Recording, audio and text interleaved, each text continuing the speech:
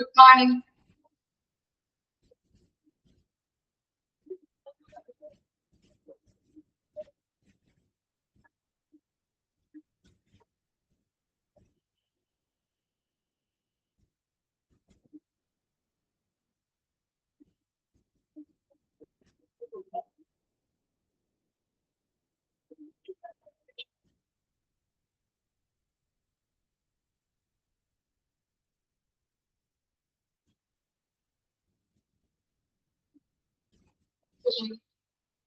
Class start ചെയ്യാം.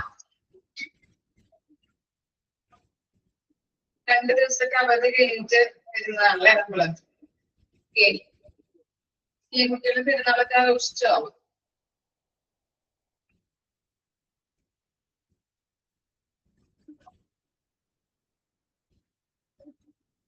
അടിച്ചു പൊളിച്ചു.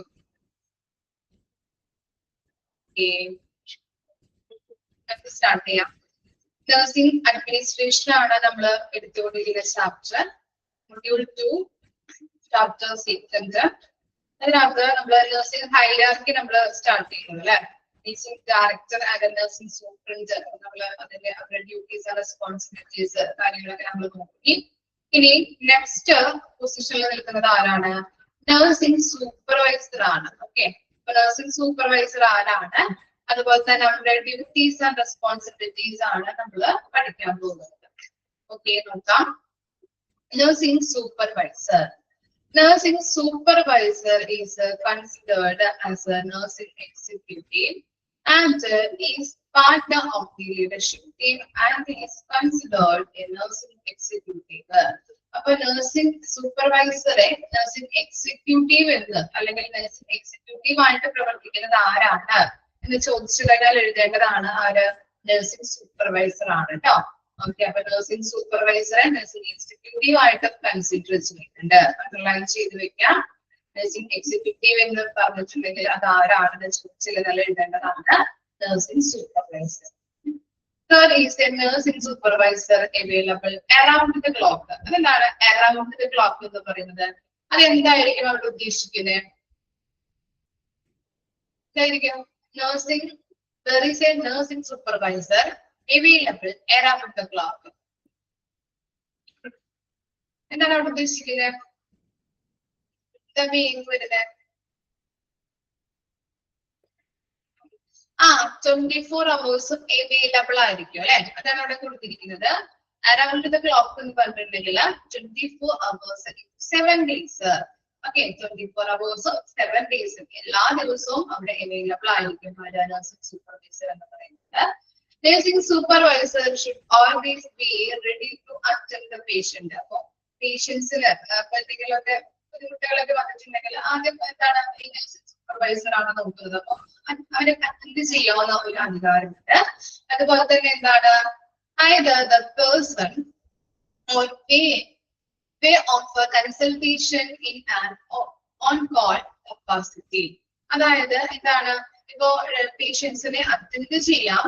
അതുപോലെ തന്നെ എന്താണ് ഇപ്പൊ ആവശ്യമാണെങ്കിൽ ഡോക്ടറെ നമുക്ക് എന്താണ് കോൾ ചെയ്യാവുന്നതാണ്. ക്യാമറ ഓഫ് ചെയ്യാണ്ട് എല്ലാവരും. ഓക്കെ, നിങ്ങൾ ചിലപ്പോൾ അടുക്കളയിൽ പണിയൊക്കെ എടുക്കുന്നുണ്ടാവാം.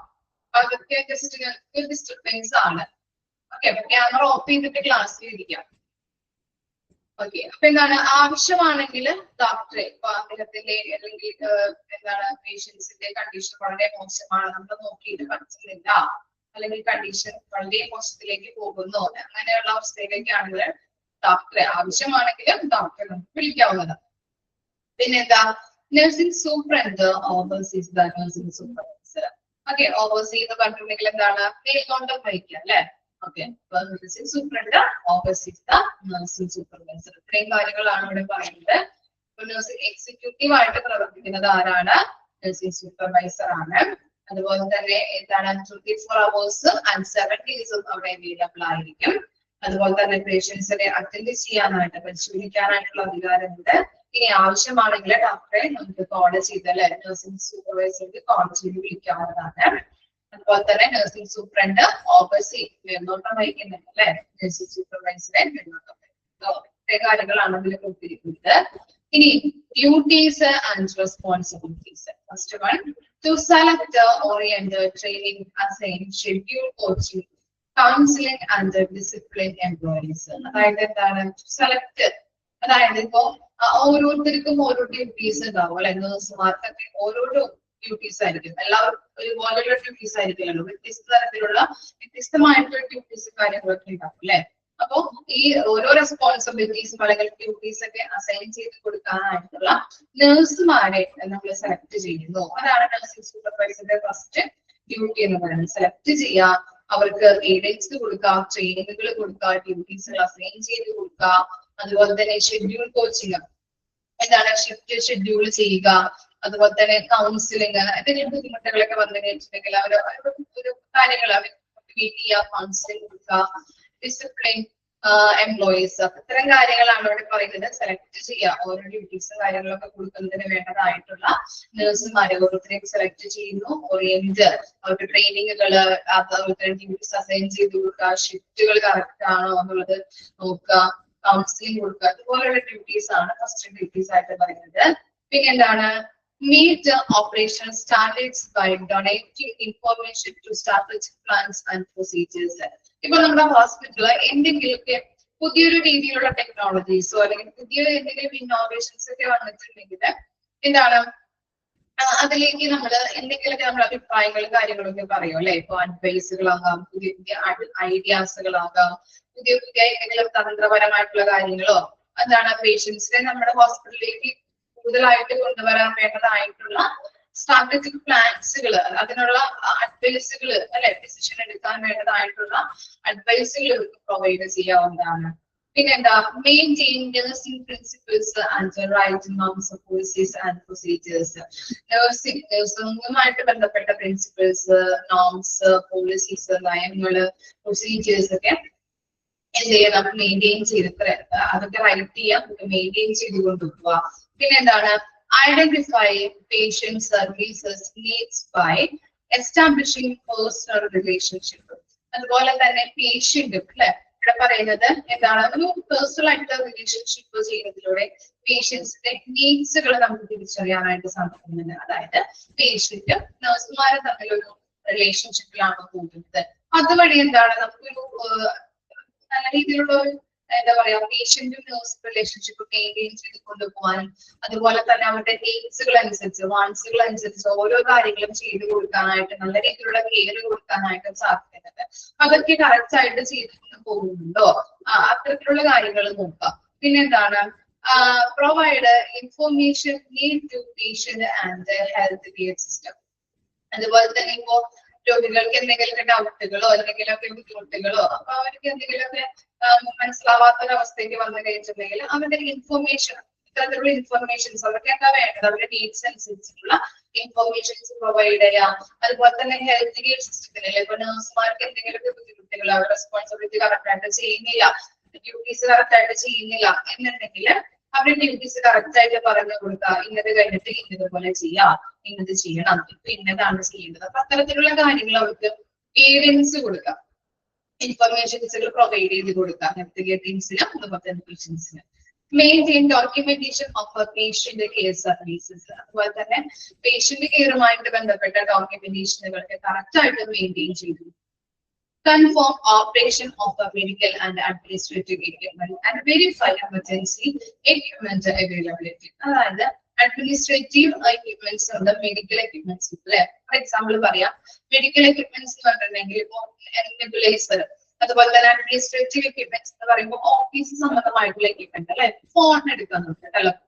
അപ്പൊ അതൊക്കെ കറക്റ്റ് ആയിട്ട് പ്രവർത്തിക്കുന്നുണ്ടോ, ടെലഫോണൊക്കെ ജസ്റ്റ് ഒന്ന് നോക്കാം, വിളിച്ചാൽ കിട്ടോ ഇല്ലയോ, അല്ലെങ്കിൽ എന്തെങ്കിലുമൊക്കെ ബുദ്ധിമുട്ടുകൾ അതിനുണ്ടോ, കറക്റ്റ് ആയിട്ട് അത് പ്രവർത്തിക്കുന്നുണ്ടോ എന്നുള്ളത്. നെബുലൈസർ ആയാലും മെഡിക്കൽ എക്യുപ്മെന്റ് എന്ന് പറയുമ്പോൾ എക്സാമ്പിൾ പറഞ്ഞതാണ് നെബുലൈസർ, അത് കറക്റ്റ് ആയിട്ട് എല്ലാ രോഗികൾക്കൊക്കെ എപ്പോഴും വേണ്ടി വരുന്ന കാര്യമാണ് നെബുലൈസർ എന്ന് പറയുന്നത് അല്ലെ. അതൊക്കെ കറക്റ്റ് ആയിട്ട് പ്രവർത്തിക്കുന്നുണ്ടോ, എന്തെങ്കിലും ബുദ്ധിമുട്ടുകൾ, എന്തെങ്കിലും മെയിൻ്റെനൻസ് വർക്ക് ചെയ്യേണ്ടതായിട്ടുള്ള എന്തെങ്കിലും പ്രോബ്ലംസ് ഉണ്ടോ എന്നുള്ളത് കറക്റ്റ് ആയിട്ട് ചെക്ക് ചെയ്ത് കൺഫേം ചെയ്യാം.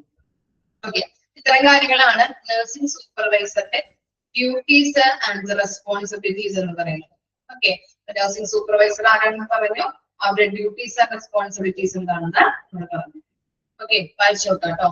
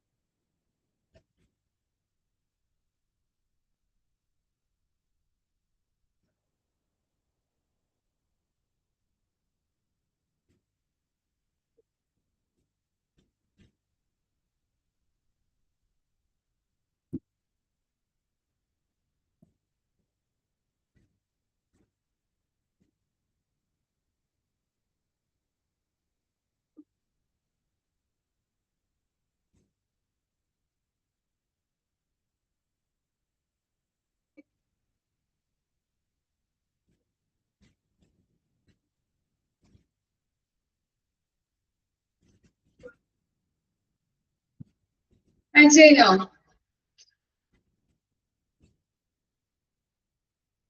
നെക്സ്റ്റ് നോക്കാം കേട്ടോ. Next nursing incharge. Okay, it is the duty of a nursing in charge to schedule and direct the nursing care in a specific part or unit during its assigned shift.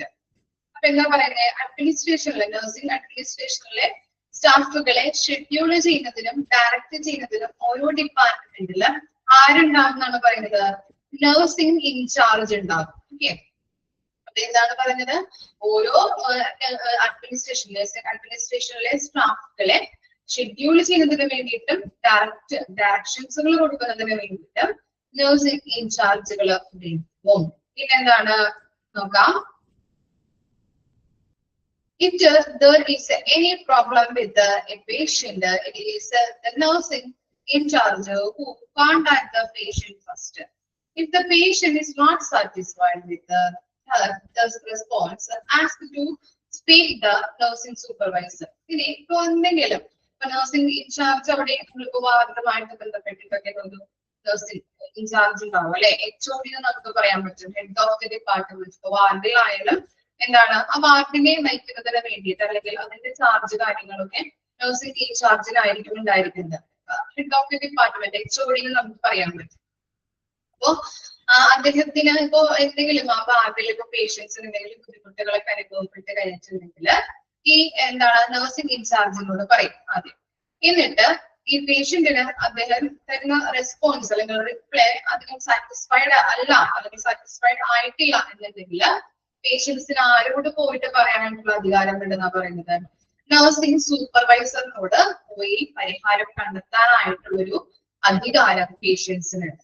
Okay, അപ്പൊ എന്താ പറഞ്ഞത്, വാർഡിലൊക്കെയാണ് നമ്മൾ പറഞ്ഞു nursing in charge, വാർഡിലൊക്കെയാണ് അതിന്റെ എന്താ പറയുന്നത്, വാർഡിലുള്ള പേഷ്യൻസിനെ നോക്കുക, അവരുടെ എല്ലാ കാര്യങ്ങളും നോക്കാനായിട്ടുള്ള ഒരു ഡ്യൂട്ടിയാണ് നഴ്സിംഗ് ഇൻചാർജിനുള്ളത്. അപ്പോ ഹെഡ് ഓഫ് ദി ഡിപ്പാർട്ട്മെന്റ് എന്നും കൂടി നമുക്ക് പറയാൻ പറ്റും ഈ നഴ്സിംഗ് ഇൻചാർജിനെ. ഇനി അവിടെയുള്ള പേഷ്യൻസിന് എന്തെങ്കിലും ബുദ്ധിമുട്ടുകളൊക്കെ അനുഭവപ്പെട്ട് കഴിഞ്ഞിട്ടുണ്ടെങ്കിൽ അവർക്ക് ആരോടും പോയിട്ട് പറയാനായിട്ടുള്ള അധികാരമുണ്ട്, നഴ്സിംഗ് ഇൻചാർജിനോട് പറയാം. ഇനി അവര് തരുന്ന റെസ്പോൺസ് അധികം സാറ്റിസ്ഫൈഡ് അല്ല അല്ലെങ്കിൽ റിപ്ലൈ അധികം സാറ്റിസ്ഫൈഡ് അല്ല, പേഷ്യൻസിന് സാറ്റിസ്ഫൈഡ് ആയിട്ടില്ല എന്നുണ്ടെങ്കിൽ നഴ്സിംഗ് സൂപ്പർവൈസറോട് പോയിട്ട് പറഞ്ഞ് പരിഹാരം കണ്ടെത്താനായിട്ടുള്ള ഒരു അധികാരവും പേഷ്യൻസിന്. ഇനി നെക്സ്റ്റ് അവരുടെ ഡ്യൂട്ടീസ് ആൻഡ് റെസ്പോൺസിബിലിറ്റീസ് നോക്കാം. To supervisor and support all nursing staff. അല്ലെ, ഇതാണ് എല്ലാ നഴ്സിംഗ് സ്റ്റാഫിനെയും സപ്പോർട്ട് ചെയ്യുക, മേൽനോട്ടം വഹിക്കുക, അങ്ങനെയുള്ള കാര്യങ്ങൾ ചെയ്യാനായിട്ടുള്ള ഡ്യൂട്ടിയാണ് ഫസ്റ്റ് ഡ്യൂട്ടി ആയിട്ട് കൊടുത്തിരിക്കുന്നത്. പിന്നെന്താ, responsible for maintaining high level patient care. അതുപോലെ തന്നെ ഹൈ ലെവൽ പേഷ്യന്റ് കെയർ കൊടുക്കുന്നതിന് വേണ്ടതായിട്ടുള്ള ഒരു റെസ്പോൺസിബിലിറ്റി മാർക്കുണ്ട് നഴ്സിംഗ് ഇൻചാർജിനുണ്ട്. To prepare monthly duty roster and report supervisor. എന്താണ് മന്ത്ലി ഡ്യൂട്ടി റോസ്റ്റർ എന്ന് പറയുന്നത്? ഡ്യൂട്ടി റോസ്റ്റർ ഞാൻ പറഞ്ഞു തന്നിട്ടുണ്ടായിരുന്നല്ലോ. എന്തായിരുന്നു duty roster?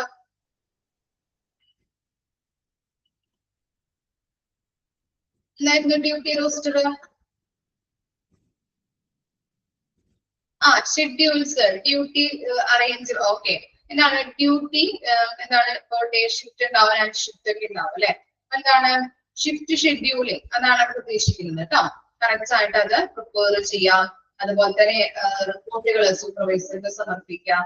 To maintain ward operations, നമ്മൾ പറഞ്ഞു ഒരു വാർഡില് HOD നമുക്ക് പറയാൻ പറ്റും അല്ലെ, നഴ്സിംഗ് ഇൻചാർജ്.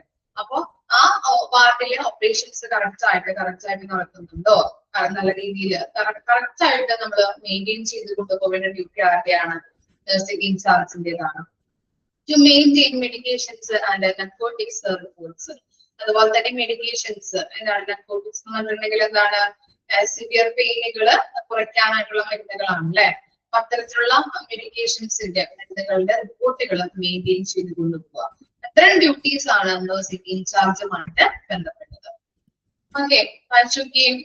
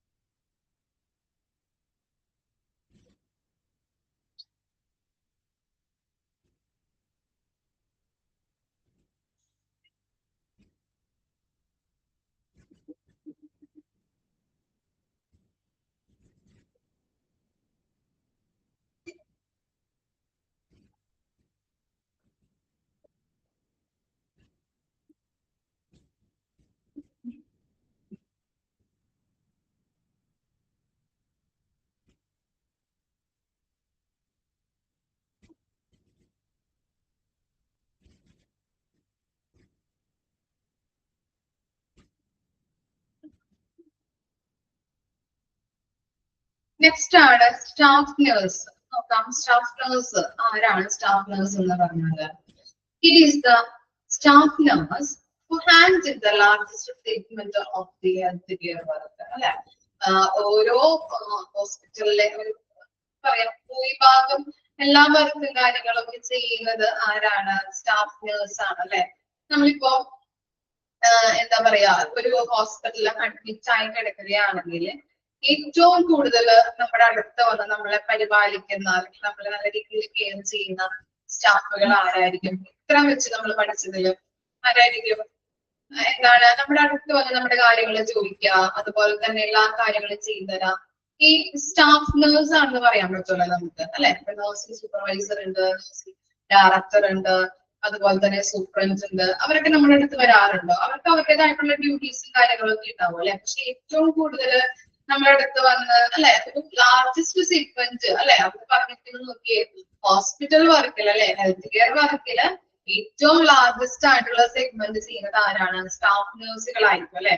നിങ്ങൾ ഇപ്പോ അറിയില്ല അല്ലെങ്കിൽ എക്സ്പീരിയൻസ് ഇല്ലാത്തവരൊക്കെ ആണെങ്കിൽ ജസ്റ്റ് ഒന്ന് ഹോസ്പിറ്റലിൽ പോകുമ്പോൾ ചോദിച്ചു നോക്കും. ഇപ്പൊ റിലേറ്റീവ്സ് ആരെങ്കിലും ഒക്കെ കിടക്കുമ്പോ ചോദിച്ചു നോക്കാം സൂപ്രണ്ട് വരാറുണ്ടോ അല്ലെങ്കിൽ ഡയറക്ടർ വരാറുണ്ടോ. പക്ഷെ ഏറ്റവും കൂടുതൽ വരുന്ന നമ്മള് പരിപാലിക്കുന്ന നേഴ്സ് എന്ന് പറയുന്നത് അല്ലെ സ്റ്റാഫ് നേഴ്സ് ആയിരിക്കും.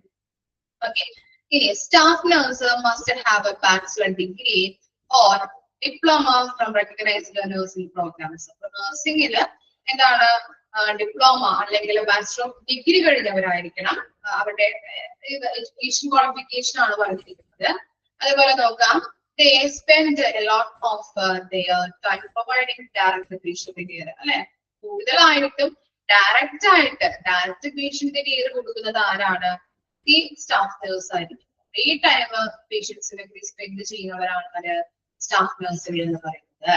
Staff nurse continuously observe, monitor, assess the progress of each patient അല്ലെ. പേഷ്യൻസിനെ അവർ എന്ത് ചെയ്യുന്നുണ്ട്? കണ്ടിന്യൂസ്ലി തുടർച്ചയായിട്ട് അല്ലെ തുടർച്ചയായിട്ട് ഒബ്സർവ് ചെയ്യും, മോണിറ്റർ ചെയ്യും, അവരെ വിലയിരുത്താറുണ്ട്.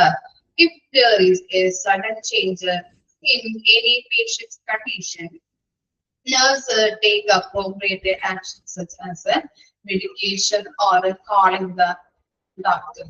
അപ്പൊ എന്താ പറയുന്നത്?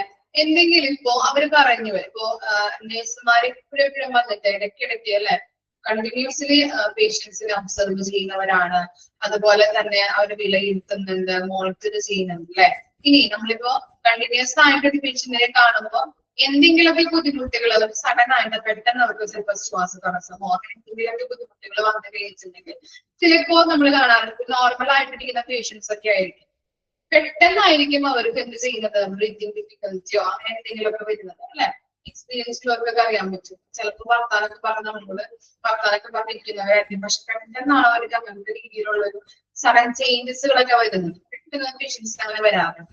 അങ്ങനെ വരുമ്പോ എന്താണ് ഡോക്ടറെ കോൾ ചെയ്യുക അല്ലെങ്കിൽ മെഡിക്കേഷൻസ് കൊടുക്കുക. മെഡിക്കേഷൻസ് കൊടുത്തിട്ട് കാര്യമില്ല കുറയുന്നില്ല എന്നുണ്ടെങ്കിൽ പെട്ടെന്ന് ഡോക്ടറെ കോൾ ചെയ്യാനായിട്ടുള്ള അധികാരവും മാർക്കുണ്ട് സ്റ്റാഫ് നഴ്സിനുണ്ട്.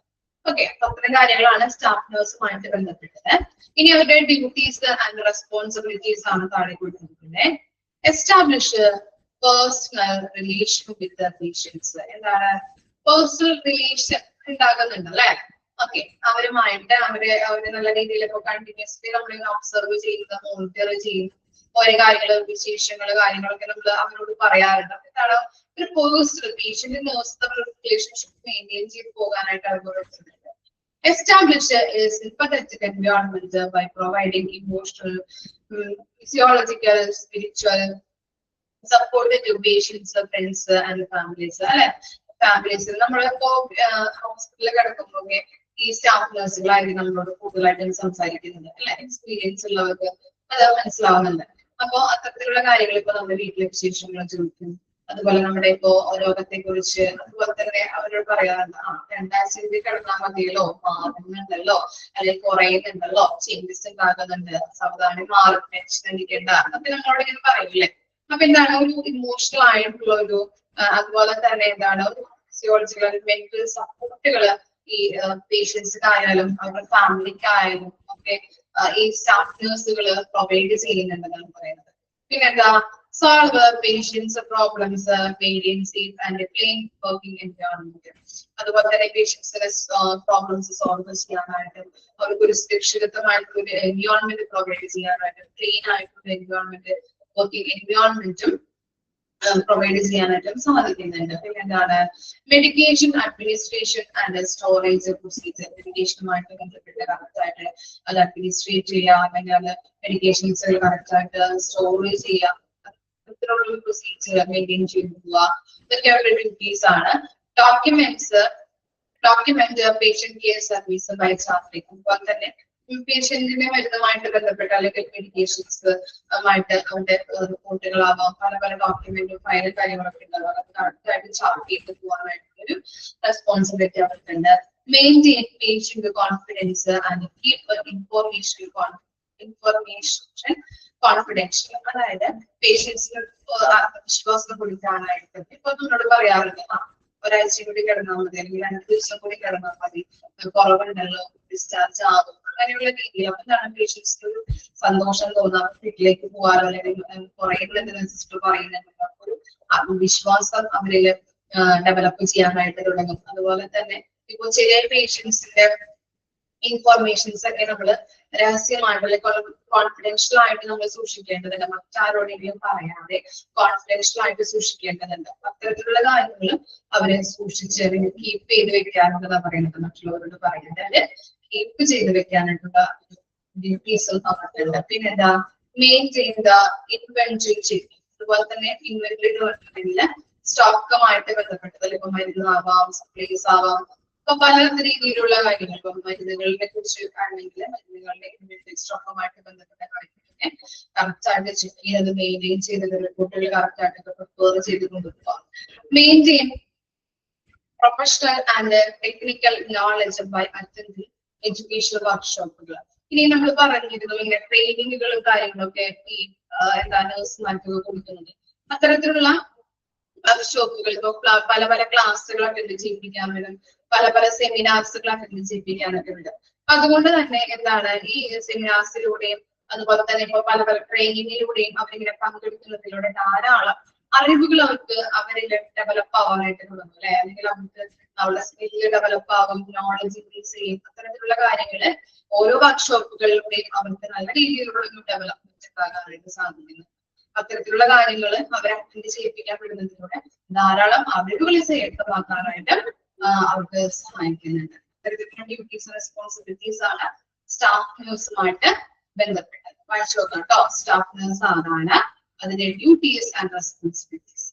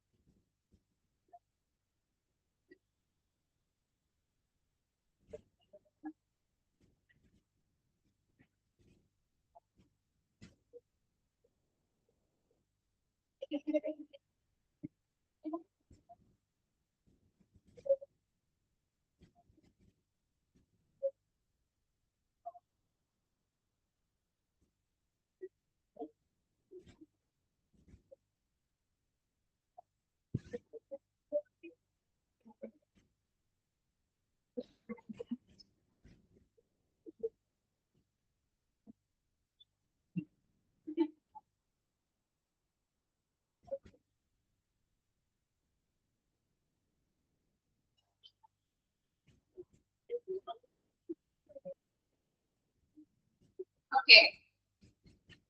Staff nurse complete ആക്കിയോ?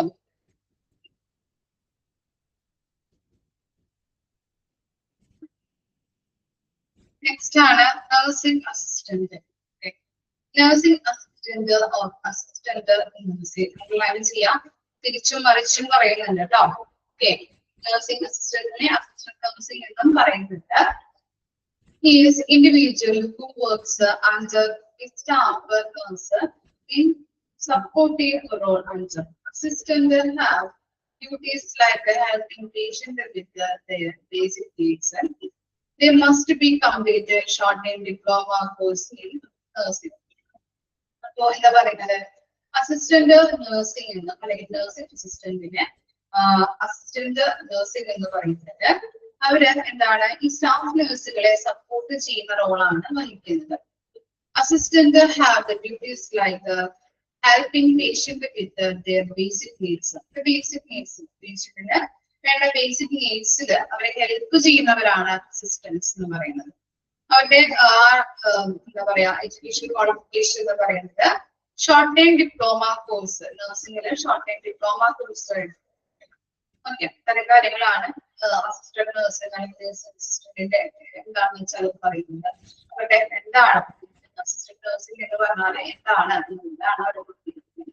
അപ്പോ മെയിൻ ആയിട്ട് അതിൽ നോക്കേണ്ടത് എന്താണ്, സ്റ്റാഫ് നഴ്സുകളെ സഹായിക്കുക നമ്മുടെ വർക്കില് ഒരു സപ്പോർട്ടീവ് റോളായിട്ട് വഹിക്കുന്ന അല്ലെങ്കിൽ സപ്പോർട്ടീവ് റോള് എടുക്കുന്നവരാണ് ആര്, നഴ്സിംഗ് അസിസ്റ്റന്റ് എന്ന് പറയുന്നത്. ഇനി അവരുടെ ഡ്യൂട്ടീസ് ആൻഡ് റെസ്പോൺസിബിലിറ്റീസ് നോക്കിയേ.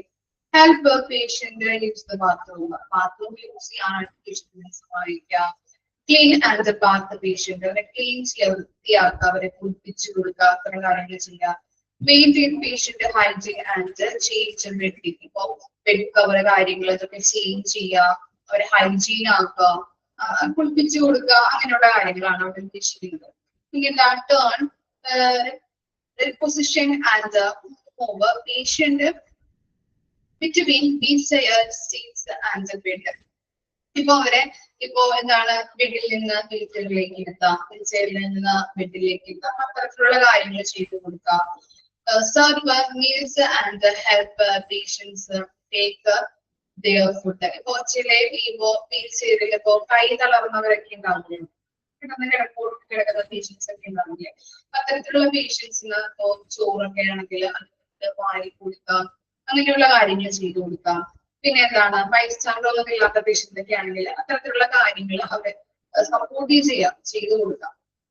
Measure vital signs such as blood pressure, temperature and report to RN. ആരാണ് RN എന്ന് പറഞ്ഞിട്ടുണ്ടെങ്കിൽ, ആരാണ് RN? RN ഫുൾ ഫോം എന്താ?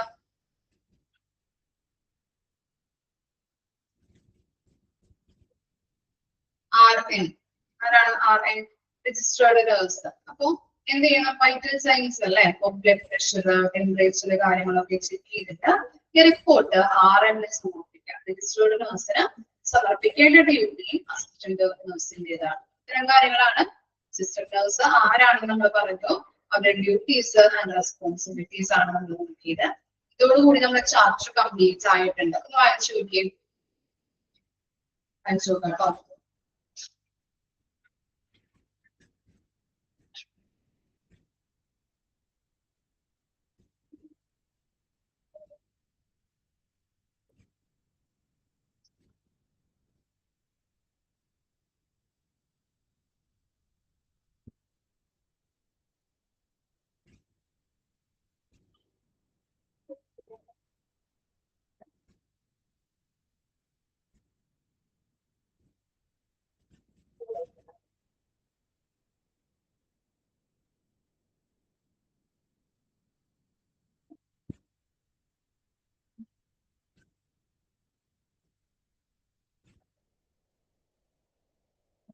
അറിയില്ല, എക്സാമിന്റെ കാര്യങ്ങളൊക്കെ ഓഫീസിൽ നിന്ന് അറിയില്ല കേട്ടോ.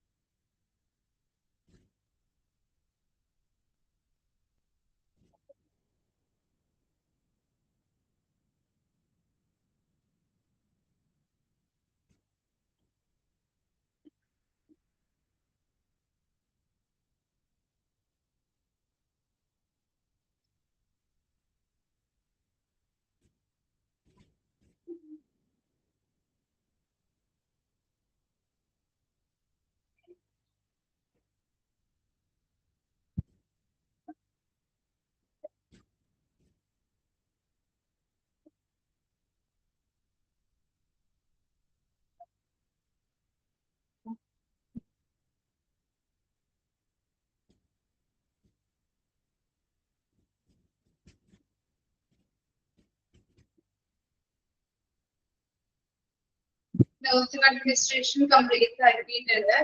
ഇതിനകത്ത് കൂടുതലും നോക്കേണ്ട ഭാഗങ്ങൾ ഒന്നും കൂടി പറയാം.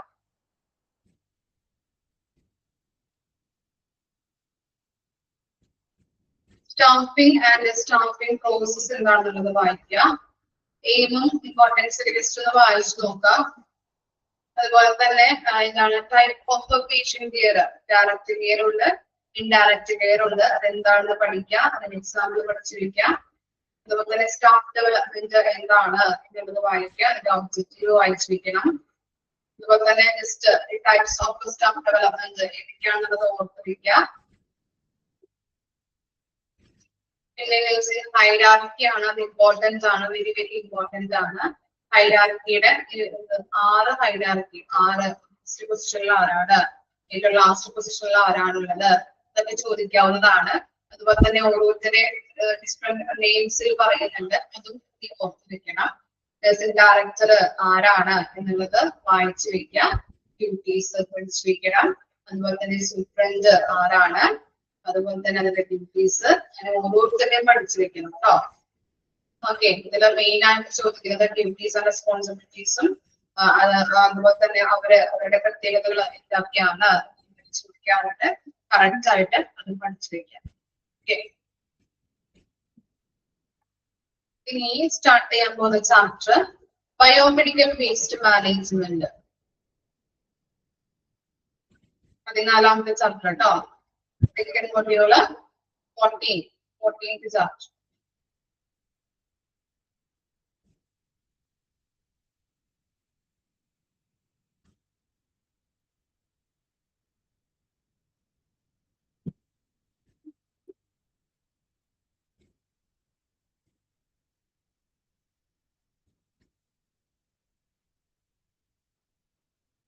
ICU ഉണ്ട്, ഫസ്റ്റ് മൊഡ്യൂൾ ICU ഉണ്ട്, അത് മിസ് എടുക്കാം, ലാസ്റ്റ് എടുക്കാം.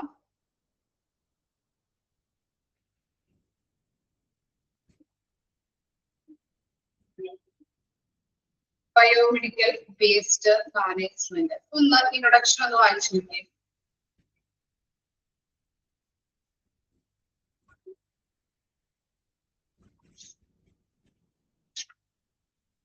ഇൻട്രൊഡക്ഷൻ ഒന്ന് വായിച്ചു നോക്കാം.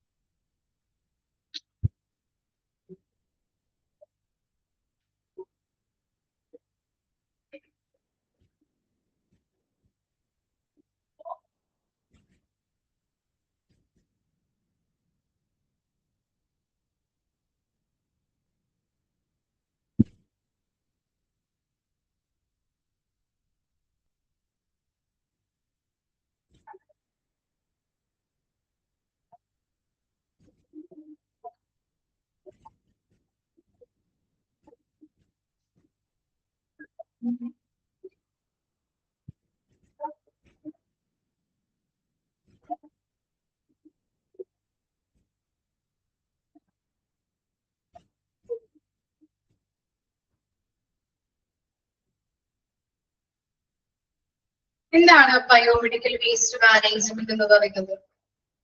എന്തായിരിക്കാം?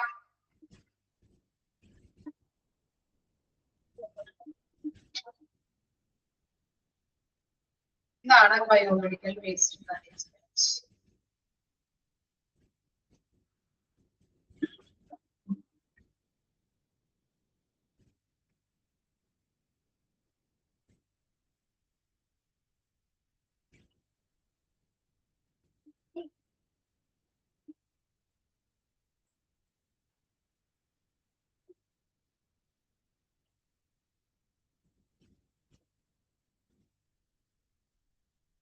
മെഡിക്കൽ വേസ്റ്റ് ഡിസ്പോസൽ ചെയ്യുന്നതാണ്.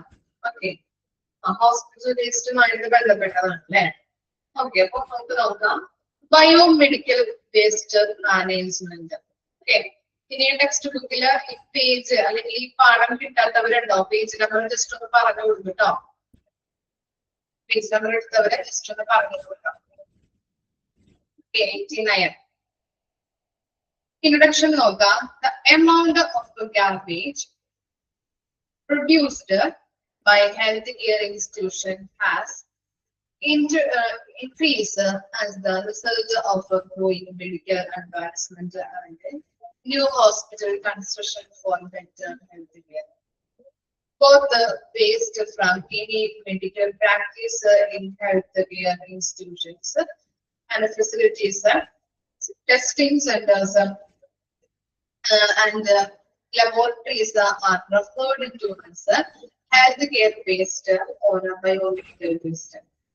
Healthcare workers as the general public and the nearby flora and fauna are all at risk from hospital traction. അതായത് നമ്മൾ പറഞ്ഞു എന്താണ് ഇപ്പൊ ഹെൽത്ത് കെയർ ഇൻസ്റ്റിറ്റ്യൂഷനിൽ നിന്നോ അല്ലെങ്കിൽ എന്താണ് ഹോസ്പിറ്റലിൽ നിന്നോ ലബോറട്ടറി ലാബിൽ നിന്നോ ടെസ്റ്റ് സെന്ററിൽ നിന്നൊക്കെ വേസ്റ്റുകളെ പൊതുവായിട്ട് ഈ ഇത്തരത്തിൽ നിന്ന് അല്ലെങ്കിൽ ഇത്തരത്തിലുള്ള ഇൻസ്റ്റിറ്റ്യൂഷനിലൊക്കെ എന്താണ് ഹോസ്പിറ്റലുമായിട്ട് ബന്ധപ്പെട്ട പലതരത്തിലുള്ള വേസ്റ്റുകൾ എന്താണ് വരുന്നുണ്ട്. അത്തരത്തിലുള്ള വേസ്റ്റുകളെ പറയുന്നതാണ് ബയോമെഡിക്കൽ വേസ്റ്റ്. ഇത്തരത്തില് ഈ വേസ്റ്റ് ഇങ്ങനെ എന്താണ് കൂടി വരുമ്പോ അല്ലെങ്കിൽ കുന്നുകൂടി അല്ലെ അങ്ങനെ വരുമ്പോ എന്താണ് സംഭവിക്കുന്നത്? അങ്ങനെ വേസ്റ്റുകൾ വന്നു കഴിഞ്ഞിട്ടുണ്ടെങ്കിൽ എന്ത് സംഭവിക്കും? ഹോസ്പിറ്റലിൽ നിന്നും അല്ലെങ്കിൽ ഇൻസ്റ്റിറ്റ്യൂഷണൽ അല്ലെങ്കിൽ ഹെൽത്ത് കെയർ ഇൻസ്റ്റിറ്റ്യൂഷനിൽ നിന്നൊക്കെ ഇത്തരത്തിലുള്ള വേസ്റ്റുകള് കുമിഞ്ഞു കൂടി കഴിഞ്ഞിട്ടുണ്ടെങ്കിൽ എന്താ സംഭവിക്കുക? ഒന്നും സംഭവിക്കില്ല. എന്താ സംഭവിക്കുക?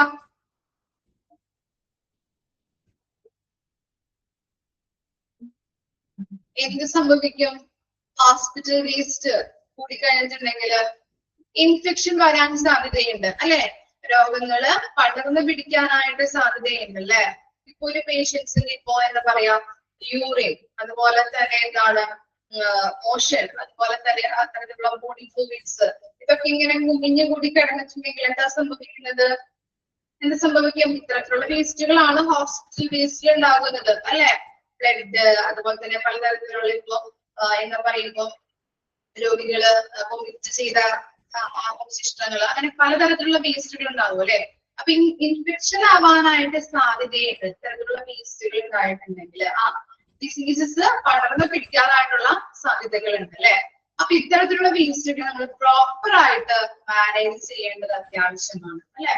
അപ്പൊ അത്തരത്തിലുള്ള കാര്യങ്ങളാണ് നമ്മൾ ബയോമെഡിക്കൽ വേസ്റ്റ് മാനേജ്മെന്റ് ചാപ്റ്ററിൽ പഠിക്കുന്നത്. ഓക്കെ, അപ്പോ ഇത്തരത്തിലുള്ള വേസ്റ്റുകൾ നമ്മള് രണ്ട് രീതിയിൽ പറയുന്നുണ്ട്.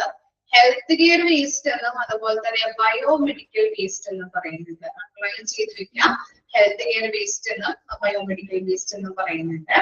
അതുപോലെ തന്നെ ഇപ്പോ ഹെൽത്ത് വർക്കേഴ്സ് എന്താണ് ഇപ്പോ ഈ എന്താ പറയാ ഫ്ലോറ ആൻഡ് ഫ്യൂണ, ഇപ്പോ ജന്തു ഫ്ലോറ എന്ന് പറഞ്ഞിട്ടുണ്ടെങ്കിൽ എന്താണ് സസ്യവർഗം, ഫ്യൂണ എന്ന് പറഞ്ഞിട്ടുണ്ടെങ്കിൽ എന്താണ് ജന്തുജാലം. ഇതിനൊക്കെ എന്താണ് വരുന്നത്? വേസ്റ്റുകള് ഹോസ്പിറ്റലിലേക്ക് വരാൻ സാധ്യതയുണ്ട് അല്ലെ? ഹോസ്പിറ്റലുകളിൽ കുമിഞ്ഞുകൂടാൻ സാധ്യതയുണ്ട്. അതൊക്കെ നമ്മള് കറക്റ്റ് രീതിയിൽ ഡിസ്പോസൽ ചെയ്തില്ലാന്നുണ്ടെങ്കിൽ റിസ്ക് ആണ്. അതെന്താണ് നമ്മള് കറക്റ്റ് ആയിട്ട് ഡിസ്പോസൽ ചെയ്യേണ്ടത് അത്യാവശ്യമാണ് അല്ലെ? Hospital and other healthcare issues with the waste disposal have been grown to be a cause of rising concern. അപ്പൊ ഇത്തരത്തിലുള്ള ഹോസ്പിറ്റലിൽ നിന്നും ഹെൽത്ത് കെയർ ഇൻസ്റ്റിറ്റ്യൂഷനിൽ നിന്നൊക്കെ വരുന്ന വേസ്റ്റുകൾ പ്രോപ്പർ ആയിട്ട് ഡിസ്പോസൽ ചെയ്യുക എന്നത്, അല്ലെങ്കിൽ ഡിസ്പോസൽ ചെയ്യുന്നില്ല എന്നുണ്ടെങ്കിൽ ഡിസീസ് ഉണ്ടാവാൻ സാധ്യതയുണ്ട്. അതുപോലെ തന്നെ ഹെൽത്ത് കെയർ വർക്കേഴ്സിന് ഇത് പ്രോപ്പർ ആയിട്ട് ഡിസ്പോസൽ ചെയ്യണം. കറക്റ്റ് ആയിട്ട് ഡിസ്പോസൽ ചെയ്തില്ല എന്നുണ്ടെങ്കിൽ നമുക്കറിയാം രോഗങ്ങളും രോഗങ്ങളെ പടർന്നു പിടിക്കാനായിട്ടുള്ള സാധ്യതയാണ്. അതുകൊണ്ട് ഇത് കറക്റ്റ് ആയിട്ട് ഡിസ്പോസൽ ചെയ്യുക എന്നത് എന്താണ് ആശങ്കാജനകമായിട്ടുള്ള ഒരു കാര്യമാണ് അല്ലെ? ആശങ്കയായിട്ട് മാറിക്കൊണ്ടിരിക്കുന്ന ഒരു കാര്യമാണെന്നാണ് അവർ പറയുന്നത് ഹെൽത്ത് കെയർ വർക്കേഴ്സിന്റെ ഇടയിൽ. The majority of nations worldwide, especially developing countries, are facing the difficult situation as a result of environmental pollution caused by pathological waste generated by the growing populations and the result rapid growth in the number of healthcare sentence. എന്താണ് നമ്മുടെ ഇടയിലല്ലേ, നമ്മുടെ കേരളത്തിലായാലും എവിടെ നോക്കിയാലും എന്താണ് ഹോസ്പിറ്റലുകൾ ഇങ്ങനെ build-up ചെയ്ത് കാണാം, അല്ലെ, കൺസ്ട്രക്ട് ചെയ്ത് ഏതൊരു ചെറിയ ഇൻസ്റ്റിറ്റ്യൂഷൻ ആയാലും ബിൽഡപ്പ് ചെയ്ത് പോകുന്നത് കാണാം. ക്ലിനിക്കുകൾ ഉണ്ടാവാം, അതുപോലെ തന്നെ മൾട്ടി സ്പെഷ്യാലിറ്റി ഹോസ്പിറ്റൽ, പല നമുക്ക് എവിടേക്ക് തിരിഞ്ഞാലും ഹോസ്പിറ്റലുകളാണ്, അല്ലെ. നിങ്ങളുടെ നാട്ടിലൊക്കെ ആയാലും ജസ്റ്റ് ഒന്ന് നോക്കിയാൽ മതി, എവിടേക്ക് തിരിഞ്ഞാലും പല പല ക്ലിനിക്കുകൾ ഉണ്ടാകും, അതുപോലെ ലാബുകൾ, അങ്ങനെയുള്ള കാര്യങ്ങൾ നമുക്ക് കാണാൻ പറ്റും, അല്ലെ. അപ്പൊ അവിടെ നിന്നൊക്കെ വരുന്ന എന്ത് വേസ്റ്റ് ആണ്, ഇത്തരത്തിലുള്ള വേസ്റ്റുകൾ ഹോസ്പിറ്റൽ വേസ്റ്റുകൾ റൈസ് ചെയ്തുകൊണ്ടിരിക്കുകയാണ്. അതുപോലെ തന്നെയാണ് നമ്മുടെ നാട്ടിൽ എന്താണ് പോപ്പുലേഷൻ വരുന്ന സാഹചര്യമാണ്. അതുകൊണ്ട് തന്നെ എന്താണ് എല്ലാവർക്കും പല പല അസുഖങ്ങൾ ഉണ്ടാവാറുണ്ട്. അപ്പൊ അത്തരത്തിലുള്ള അവരെ കെയർ ചെയ്യുന്നതിന് വേണ്ടിയിട്ട് പല പല ഇൻസ്റ്റിറ്റ്യൂഷൻസുകൾ ഉണ്ട്, ഹെൽത്ത് കെയർ ഇൻസ്റ്റിറ്റ്യൂഷൻസുകൾ ഉണ്ട്. അവിടെ നിന്നൊക്കെ ഇങ്ങനെയുള്ള ഈ വേസ്റ്റുകൾ, പാത്തോളജിക്കൽ വേസ്റ്റുകൾ ജനറേറ്റ് ചെയ്യപ്പെടുന്നുണ്ട്. അപ്പോ അതെന്താണ്, അത് കറക്റ്റ് ആയിട്ട് പ്രോപ്പർ ആയിട്ട് നമ്മൾ ഡിസ്പോസൽ ചെയ്തില്ല എന്നുണ്ടെങ്കിൽ അസുഖങ്ങൾ ഉണ്ടാവാനായിട്ട് ചാൻസസുകളുണ്ട്. ഓക്കെ, അപ്പൊ അതുകൊണ്ട് തന്നെ നമ്മൾ പ്രോപ്പർ ആയിട്ട് ഡിസ്പോസൽ ചെയ്യേണ്ടത് അത്യാവശ്യമാണെന്നാണ് പറയുന്നത്. ഓക്കെ, ഇനി നമ്മൾ ഈ ചാപ്റ്ററിൽ പഠിക്കുന്നത്, നമ്മൾ പോർഷനിൽ നമ്മൾ പഠിക്കും എന്താണ് ഓരോ കാറ്റഗറൈസ് ആയിട്ട് നമ്മൾ വേസ്റ്റുകളെ തരം തിരിച്ചിട്ടുണ്ട്. ഓക്കെ, അതൊക്കെ നമ്മൾ പഠിക്കാം. അത് നമുക്ക് ജസ്റ്റ് ഒന്ന് കാണിച്ചു തരാം. ഒരു ഒരു ബോക്സ് കൊടുത്തിട്ടുണ്ട്, അല്ലെ. വേസ്റ്റുകൾ നമ്മൾ പല പല കാറ്റഗറൈസ് ആയിട്ട് തിരിച്ചിട്ടുണ്ട്. അപ്പൊ അതിനെയൊക്കെ നമ്മൾ പല പല കണ്ടെയ്നേഴ്സിൽ നമ്മൾ പ്രോപ്പർ ആയിട്ട് ഇപ്പൊ സൂക്ഷിച്ചു വെക്കും. എന്നിട്ട് അത് പ്രോപ്പർ ആയിട്ട് ഡിസ്പോസൽ ചെയ്ത് കളയുകയാണ് ചെയ്യുന്നത്. ഓക്കെ, ഇപ്പോ നിങ്ങൾക്കായാലും ഇപ്പോ രോഗികളൊക്കെ അഡ്മിറ്റ് ആയിട്ട് കിടന്നവർക്കൊക്കെ കാണാൻ പറ്റും. ഇപ്പോ എന്താ പ്ലാസ്റ്റിക് വേസ്റ്റുകള് ഹോസ്പിറ്റലുകളിൽ രണ്ട് നമുക്ക് ബാസ്കറ്റ് തരും, പ്ലാസ്റ്റിക് വേസ്റ്റുകൾ ഒരു കൊട്ടയിൽ ഇടണം, അതുപോലെ തന്നെ ഇതിന്റെ വേസ്റ്റുകൾ ഒരു കൊട്ടയിൽ ഇടാനായിട്ട് പറയാറുണ്ട്, ഇല്ലേ. റൂമിലാണെങ്കിലും അതുപോലെ തന്നെ വാർഡിലൊക്കെ ആണെങ്കിലും നമ്മൾ അഡ്മിറ്റായി കിടക്കുമ്പോ അങ്ങനെ ചെയ്യാറുണ്ട്. അവിടെ വന്നിട്ട് എന്താണ് ചേച്ചിമാരൊക്കെ നമ്മളോട് പറയാറുണ്ട്, ഈ കൊട്ടയിൽ ഇടണം ഫുഡ് വേസ്റ്റ്. അതുപോലെ തന്നെ പ്രോപ്പർ ആയിട്ട് നമ്മൾ അത് അവർ കൊണ്ടുപോകാറുണ്ട്. ഡൈപ്പർ ആണെങ്കിൽ വേറൊരു കവർ തരും, അതിനകത്ത് വിട്ട് സൂക്ഷിക്കാനായിട്ട് പറയാറുണ്ട്, അല്ലെ. വേസ്റ്റുകളൊക്കെ പറയാറില്ലേ? ഉണ്ടോ? നിങ്ങൾ അങ്ങനെ ചെയ്തിട്ടുണ്ടോ? ആരും ഹോസ്പിറ്റലിൽ പോയിട്ടില്ല, അഡ്മിറ്റ് ആയിട്ട് കിടന്നിട്ടില്ല? ഉണ്ട്. ഓക്കെ, എന്താണ് പെരുന്നാൾ കഴിഞ്ഞിട്ട് ക്ഷീണാണോ, അല്ലെങ്കിൽ ഏത് ക്ലാസ് എടുക്കുന്നതിന് ബോറടിയാണോ നിങ്ങൾക്ക്? ആരൊന്നും കിട്ടുന്നില്ലല്ലോ. ഓക്കെ, അല്ലെങ്കിൽ ക്ലാസ്സിൽ തന്നെ ഉണ്ടോ? നിങ്ങളുടേതായിട്ടുള്ള പണിയിലും കാര്യങ്ങൾക്കൊക്കെ പോയിരിക്കുന്നുണ്ടോ? അതുകൊണ്ടാണോ കിട്ടാത്ത? അല്ല, ക്ലാസ് ബോറടിച്ചിട്ടാണോ? ഉണ്ട്, ഇവിടെ തന്നെ ഉണ്ട്, ക്ലാസ്സിലുണ്ട്. ഓക്കെ ഓക്കെ, അപ്പൊ എന്താണ് നമ്മള് പ്രോപ്പർ ആയിട്ട് ടീച്ചർമാരൊക്കെ പറയാറുണ്ട്, അല്ലെ. എന്താണ് പ്ലാസ്റ്റിക് വേസ്റ്റുകൾ ഈ കൊട്ടയിൽ ഇടണം. എന്തുകൊണ്ടാണ് അങ്ങനെ വേസ്റ്റുകളെ നമ്മളിങ്ങനെ എന്താണ് നമുക്ക് ഒരുമിച്ച് കിട്ടൂലേ? എന്താണ് കറക്റ്റ് ആയിട്ട് കൊണ്ടുപോകാൻ വേണ്ടിയിട്ടാണ്, അല്ലെ. അല്ലെങ്കിൽ അത് പ്രോപ്പർ ആയിട്ട് എന്താണ് അവരത് കഴിയുമ്പോൾ ചിലപ്പോൾ ഫുഡ് വേസ്റ്റുകളിൽ നിന്നൊക്കെ പ്ലാസ്റ്റിക് വേസ്റ്റുകളൊക്കെ ഇത് മാറ്റേണ്ടതായിട്ട് വരും, അല്ലെ. അതുകൊണ്ടാണ് അവരെന്ത് ചെയ്യുന്നത്, ഡിഫറെന്റ് എന്താണ് ഈ ബാസ്കറ്റ് തരുന്നത്, അല്ലെ. അതിപ്പോ അതിനകത്ത് നമ്മൾ സൂക്ഷിക്കാറുണ്ട്, അല്ലെ. ഫുഡ് വേസ്റ്റുകൾ വേറൊരു കൊട്ടയില്, അതുപോലെ തന്നെ പ്ലാസ്റ്റിക് വേസ്റ്റുകളാണെങ്കിൽ അല്ലെങ്കിൽ മറ്റു വേസ്റ്റുകളാണെങ്കിൽ നമ്മൾ വേറൊരു ബാസ്കറ്റില് സെപ്പറേറ്റിംഗ് ബാഗുകൾ, അല്ലെ. സെപ്പറേറ്റ് കൊട്ടയിലൊക്കെ നമ്മൾ അല്ലെങ്കിൽ ബാസ്കറ്റിലൊക്കെ ഇട്ടാണ് സൂക്ഷിക്കുന്നത്, അല്ലെ. ഓക്കെ, അതുപോലെ തന്നെ ഡയപ്പർ ഇടാനായിട്ട് ഒരു യെല്ലോ കളർ ബാഗ്, പ്ലാസ്റ്റിക് ബാഗുകളൊക്കെ വരാറുണ്ട്, ഇല്ലേ. അപ്പൊ അത്തരത്തിലുള്ള നമ്മൾ എന്ത് ചെയ്യുന്നുണ്ട്, ഇങ്ങനെ ഡിഫറെന്റ് കളേഴ്സിലാണ് നമ്മൾ എന്ത് ചെയ്യുന്നത്, ഫുഡ് വേസ്റ്റ് ഡിഫറെന്റ് കളേഴ്സിലുള്ള ബാഗുകളിലും അതിന്റെ കളറുകളൊക്കെ നമ്മൾ പഠിക്കും. കളേഴ്സിൽ ഡിഫറെന്റ് കളേഴ്സിൽ ഡിഫറെന്റ് വേസ്റ്റുകൾ, ഡിഫറെന്റ് ബാഗുകൾ, ഡിഫറെന്റ് കളേഴ്സിൽ നമ്മൾ സൂക്ഷിക്കുന്നത് ഇതിന് വേണ്ടിയിട്ടായിരിക്കാം. പറയാൻ പറ്റും?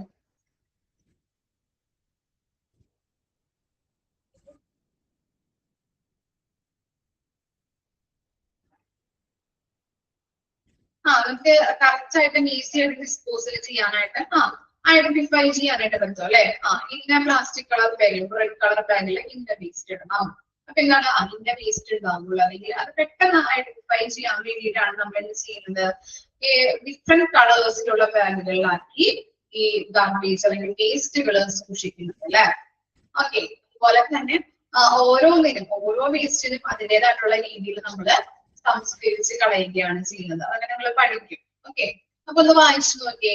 ആ ഇൻട്രൊഡക്ഷനിൽ ജസ്റ്റ് ഒരു എന്താണ് ഹെൽത്ത് കെയർ വേസ്റ്റ് പറയുന്ന മറ്റൊരു പേരാണ് ബയോമെഡിക്കൽ വേസ്റ്റ് എന്നുള്ളത് കൂടി ഒന്ന് അണ്ടർലൈൻ ചെയ്യാം. ബാക്കിയുള്ള ജസ്റ്റ് ഒന്ന് നിങ്ങൾ വായിച്ചു നോക്കിയാൽ മതി. ഓക്കെ, ഇൻട്രൊഡക്ഷൻ ഒന്ന് വായിച്ചു നോക്കാം കേട്ടോ. എളുപ്പമാണ് എക്സാംസിൽ അധികം ബോറടിക്കുന്നൊന്നുമില്ല. എന്നാലും ഇത്തിരി ലെങ്തി ഉണ്ട്, എന്നാലും കുഴപ്പമില്ല, എളുപ്പമാണ്.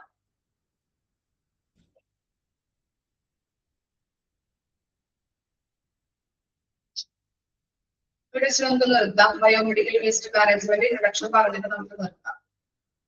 ജസ്റ്റ് ഒന്ന് വായിച്ചു നോക്കേ.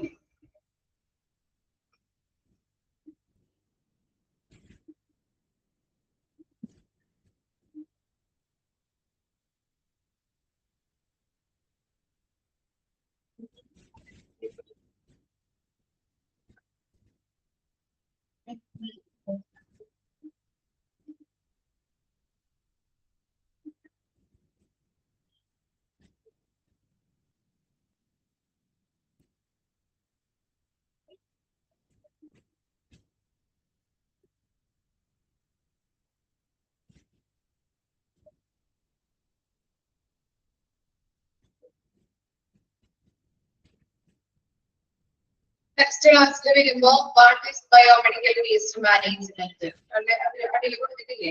ആ പാരഗ്രാഫ് ഒന്ന് വായിച്ചിട്ട് വരാം. അതുപോലെ തന്നെ അതിന്റെ ഒബ്ജക്റ്റീവ്സ് ഒന്ന് വായിച്ചിട്ട് വരാം കേട്ടോ. Okay, what is biomedical waste എന്നുള്ളത് വായിക്കാം. അതുപോലെ തന്നെ അതിന്റെ objective of biomedical waste management വായിച്ച് മനസ്സിലാക്കിയിട്ട് വരാം. ഓക്കെ,